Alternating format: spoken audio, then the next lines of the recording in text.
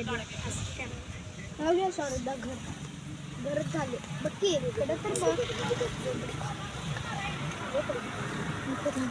colour करायचं काम कोण करणार कलर माझं नक्की माझं चेंज करायला म्हणजे थोडी दगड्या तुम्ही बरोबर आहे बघ सर घेतो कात्री माप पाडे पहिला